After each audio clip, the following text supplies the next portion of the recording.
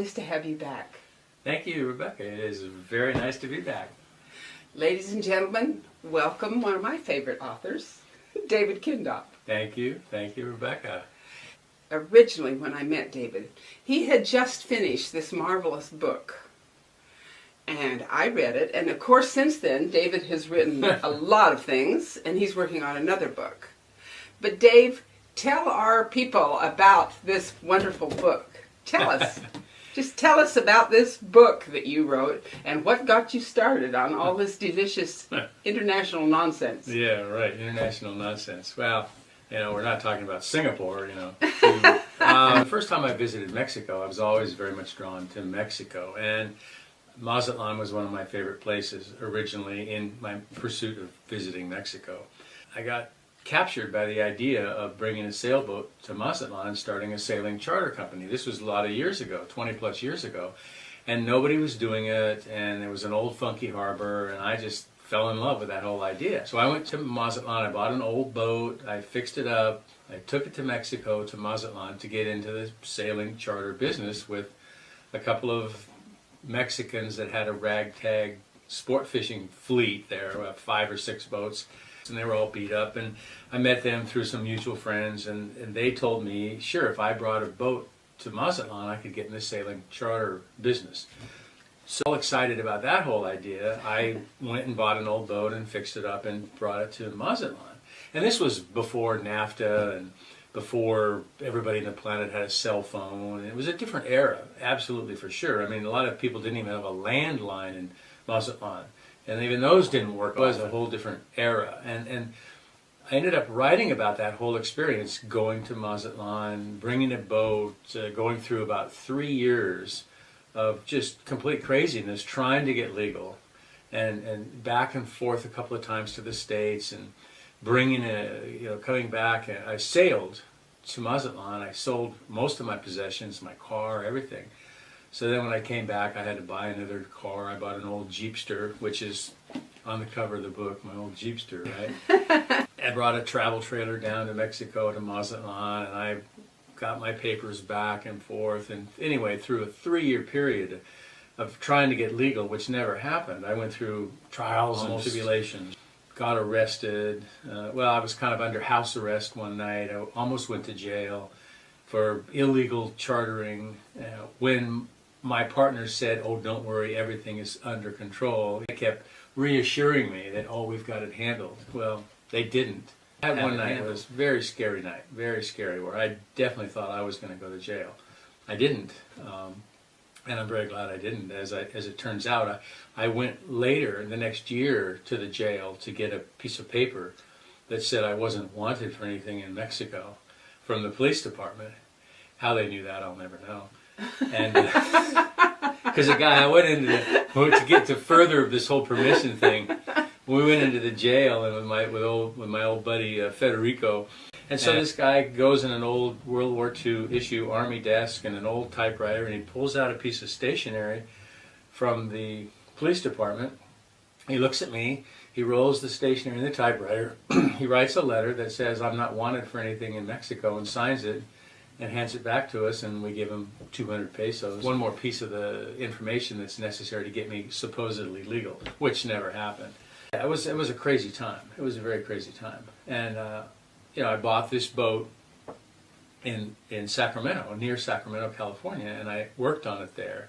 And then I took it to Sausalito and worked on it some more. And then I sailed it from Sausalito to Mazatlan.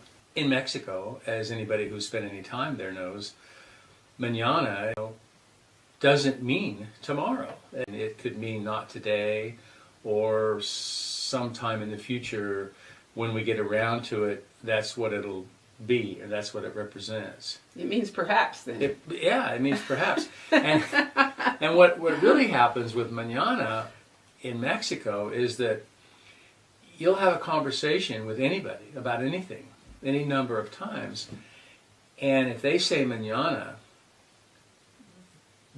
for them it might mean tomorrow, and it might really be that they'll do something, or something will take place tomorrow, or it may mean for them it ain't never going to happen, and I'm just telling you what you want to hear. Or it might mean for them, yeah, well, I'm really honest and sincere about this, but it may or may not ever happen, and I'll get around to it. So you just never know. If you plan on operating with mañana, meaning tomorrow, then you'll be completely frustrated every day, every step of the way.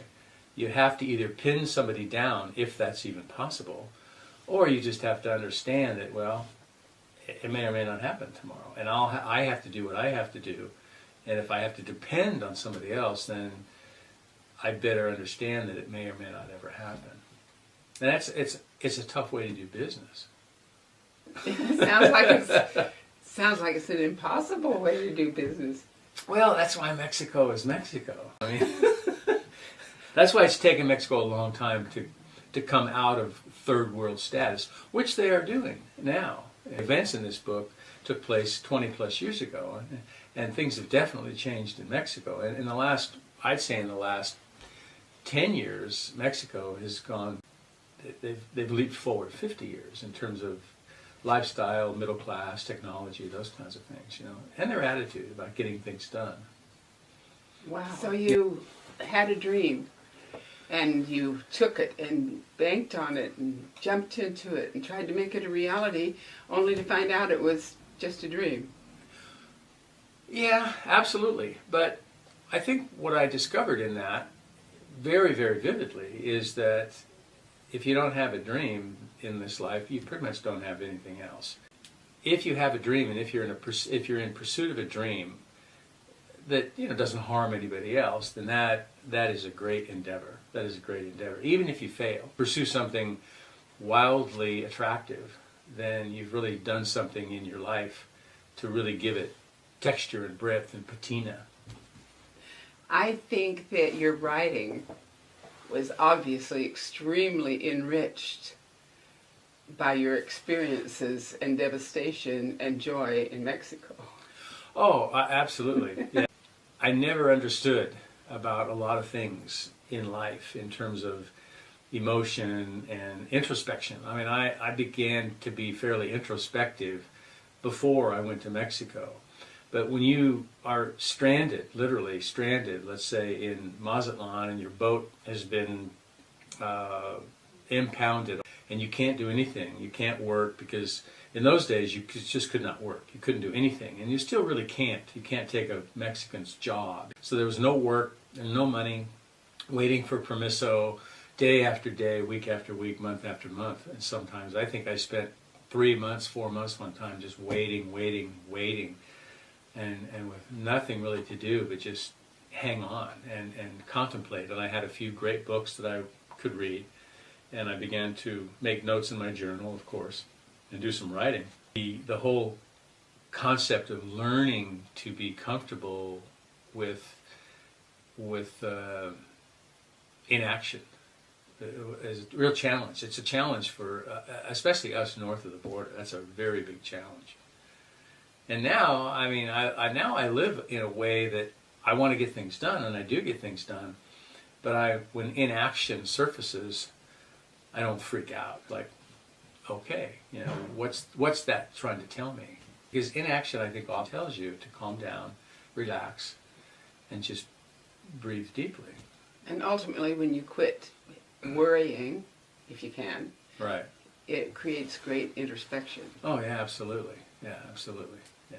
There's a great Jimmy Buffett wrote a great song. And by the way, I mentioned Jimmy Buffett in this book a few times, quoting him. And I quote Jimmy Buffett, and I quote the Gnostic teachings of Jesus, and I quote Shakespeare and John MacDonald, a lot of different authors that I introduce and conclude portions of my writing with those quotes that seem to encapsulate what I've written about in kind of a funny, entertaining way.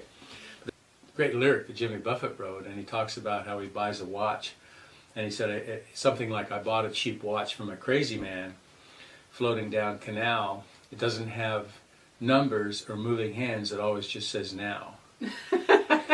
and you may think that I've been had, but this watch is never wrong. And the warranty says, if I ever have trouble, breathe in, breathe out, move on.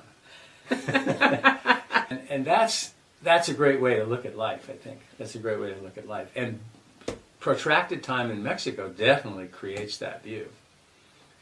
I think that the thing you came away with, among other things, is a great introspection on people and differences.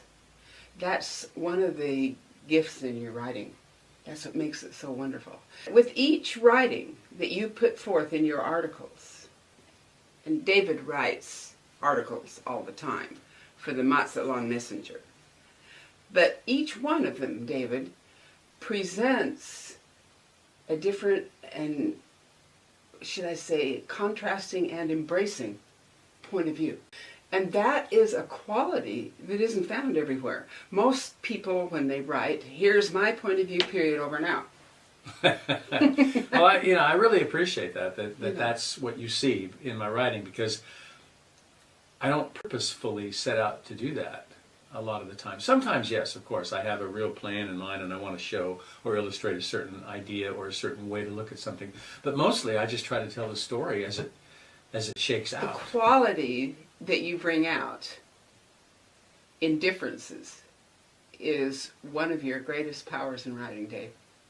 It really is. It is by our differences that we create expansion of understanding, growth. Our differences build the bridges. Integration in terms of society, that's what I really love about Mazatlan. And it's not so much that doesn't happen in this book so much, but over time, I have a really wonderful, great friend there that I've known for 30 years who I met during the time of this book, Roberto. And he's just like a brother to me, and I've lived next to him, and I've lived in his neighborhood, and I know what it's like to be in that kind of a scenario where you're really living with, quote-unquote, the common person in Mexico. And that's a fantastic experience. I didn't have so much of that in this book. I lived on the boat, and then for a while I lived in this apartment right on the beach. I went down, I was like, I'm going to be in business. I'm going to live on the beach. It's the life, great life of the palm trees and all that stuff. And that, of course, became highly interrupted several times with the confusion and craziness. But, yeah. And that reminds me, there's a part in this story where I'm in Mazatlan, and I sailed down with a lady companion who was a sailor, supposedly, and she just totally folded during that trip because we had a harrowing experience on the ocean, and it was very scary, and she just wasn't up to the challenge, and she left right away when we got to Mazatlan. She was like, bye-bye.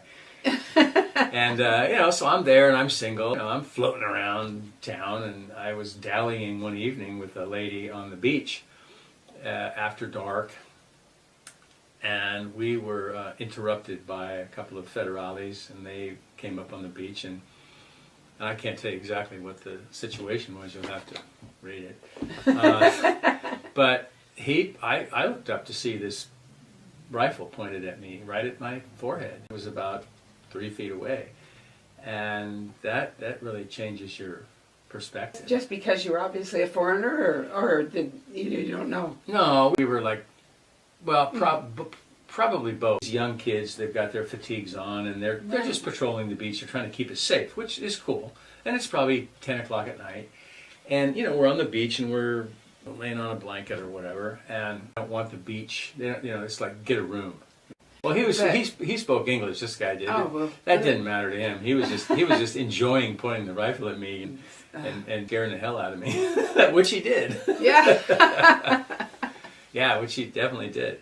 I think that what people say when they read this book is that they get a whole interesting sense of Mazatlan in Mexico that they never would unless you really lived there and really stayed there. And even some of the folks that live there, they are never going to experience some of the things that I did, because I tried to run a business or start a business. I was breaking a million laws, state, national, federal laws. But my partner said, no problema, And so here I am, ignorance is bliss, right? And so I'm doing all, and I'm hanging out with my buddy Roberto, and when I first met him, he was living in a little shack, tar paper shack with a big 55-gallon barrel in the middle of it and a dirt floor for water. And so I'm seeing things that a lot of people that even live there permanently don't see. A lot of them do because they're adventuresome and they get out and about.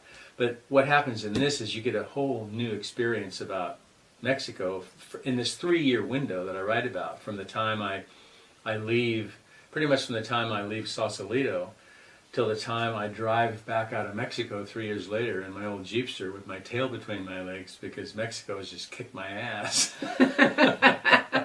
I was my own worst enemy in a lot of ways because I believed people I shouldn't. I wanted it so bad. I just kept coming back for more and more.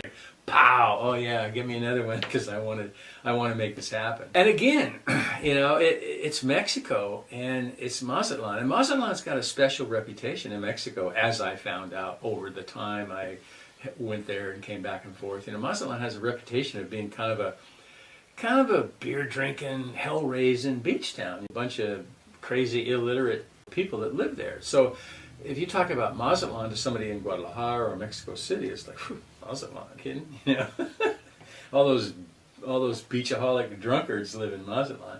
So it works a different way. I mean, I've had people tell me that live in other parts of Mexico. Mazatlan's a whole different deal. I didn't know that, and so it's a little bit more Wild Westy than a lot of parts of Mexico. Wow. Yeah, right. Wow. I didn't know that either. Yeah, so you learn, you know, and the only way to learn that is to go through it. Right. And my partners, I mean, you know, they had a deal with Marco, one of the port captain people, and somehow Marco didn't tell somebody else above him, or they didn't pay somebody a couple of pesos enough or whatever, and somebody got out of the loop and got mad, and then they decided they were going to make me pay. And I can see that. I mean, if I was a Mexican and I came to San Diego and I brought my boat up and I started hauling people out and giving them a tour of San Diego Bay without any licenses or permits, I wouldn't last long doing that. So why would I really expect that to happen in Mexico? Well, I can understand that, but eventually not being able to ever get them, you know, ring around the rosies and all of the dead-end roads you kept running into, and all of the doors you bumped your head on when you tried to go through, that is really quite a story. That is extremely complicated. I was very ignorant at the time, and all I would have had to do was find somebody, an official translator or whatever. But again, this was pre-internet. This is pre-www, you know, worldwide. And so you had to ferret out everything you needed to find. I mean, you didn't get online and check out something. You had to go, you know, physically go to wherever the office, the immigration, aduana, and all these different port captains. And I could have done that for sure. Had I been smart enough, I could have done that. I could have found somebody to help me. Roberto, at the time, he was a young, really young kid, but he spoke excellent English and Spanish. I could have said, hey, where can we go? But I was intimidated by his dad and his uncle that said, hey, we're taking care of it, you know. And I thought, well, it's their country, their deal. And this was, like I said, this was pre-NAFTA, and this was pre-cell phone and pre-internet.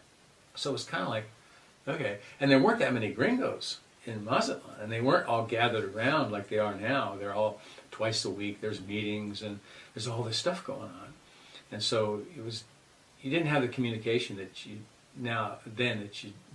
do now. So it was a whole different world. Yeah, a whole different world. The adventures that you had were scary, breathtaking. I mean, that is quite a book. That's quite a book.